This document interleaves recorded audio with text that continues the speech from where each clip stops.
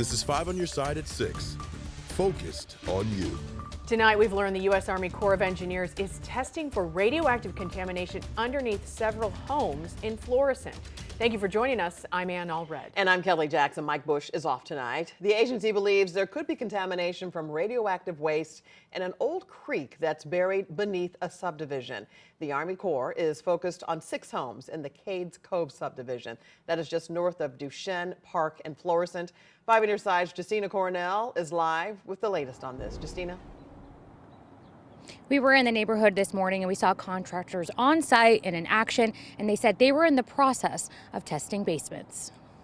We had no idea that there were any remedial talks or works of contamination that had been found even close to homes. Concerns of contamination in the Cades Cove subdivision along Coldwater Creek.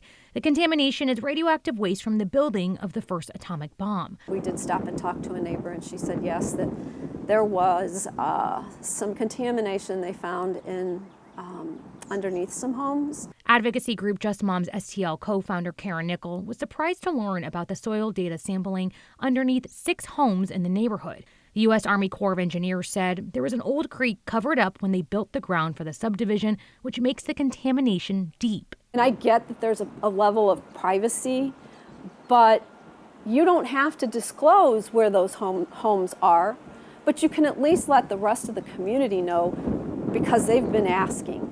One of the homeowners tells me for the past few weeks, the U.S. Army Corps of Engineers has been asking to test inside her basement to drill holes at least 12 feet below the ground.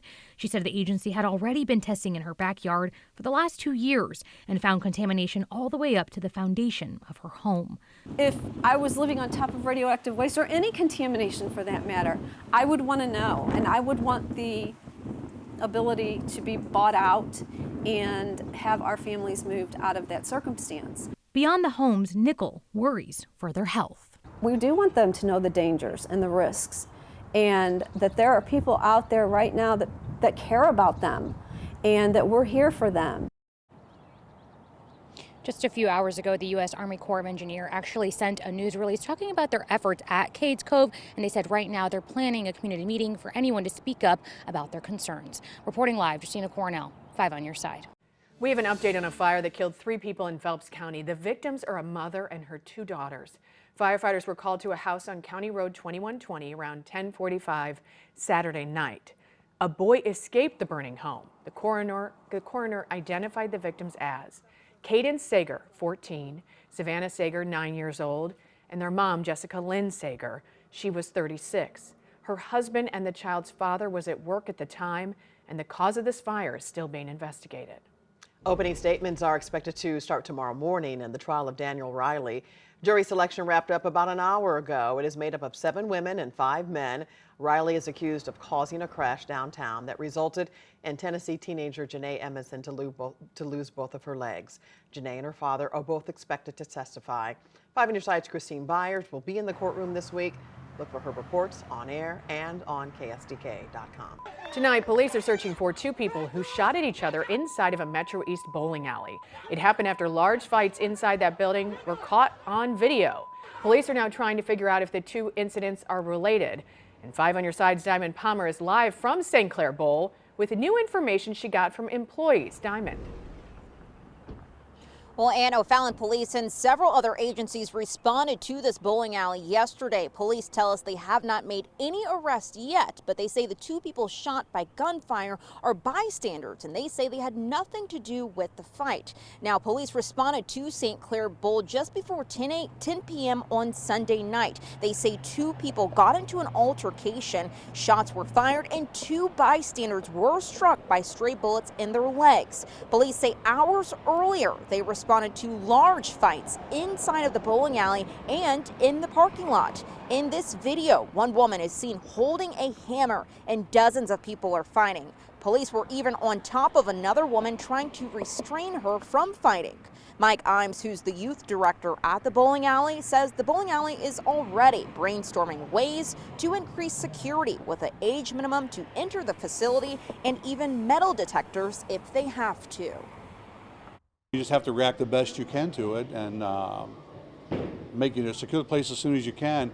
But it's hard when you don't have a situation that's always happening, something you can secure, take care of. When it's random, it's kind of tough. So I'm sure we'll talk about that and see if there's anything we could have done to prevent what happened. Now, O'Fallon police do say this is an active investigation, and they say the 2 people that were shot have non-life-threatening injuries. Reporting in Fairview Heights, Diamond Palmer, 5 on your side. Shut down for about a half hour this morning after smoke was reported in the north leg. Firefighters say smoke at a control panel for one of the tram doors is to blame. Firefighters shut off the electricity to the affected tram. The visitor center reopened at around 11:30. Here's a live look at the arch. It's been a warm and gusty day. Rain and thunder likely later. Meteorologist Jim Castillo is in for Scott Connell tonight. You've been tracking some storms, Jim. Yes, and you know, most of them, Kelly, have been to the north of us. And again, most of that severe weather will be to the north. But we're in green, low level 1 marginal risk. Now we're at 75 degrees right now, the high of 77. It is moist. It's humid out there. The dew points are high. And there's that front. And see the yellow on there. Those are the cloud to ground lightning strikes. So again, most of them on the Missouri-Iowa border, and most of the severe weather is to our north. That yellow polygon is far to the north of us, but we'll watch the radar as we get through the evening hours. By the way, it is Severe Weather Preparedness Week, so just good reminders here for your home, secure outdoor furniture, because we get strong gusty winds within those storms. Also store drinking water and learn to turn off your power, gas, and water if and when we have some severe weather. And the potential tonight's low on that, and hail will be the biggest threat. Much more on the timing of this coming up in just a few minutes. See you then, Jim. Donald Trump will stay on the Republican primary ballot in Illinois. The U.S. Supreme Court ruled today that states cannot kick Trump off the presidential primary ballot, not without due process.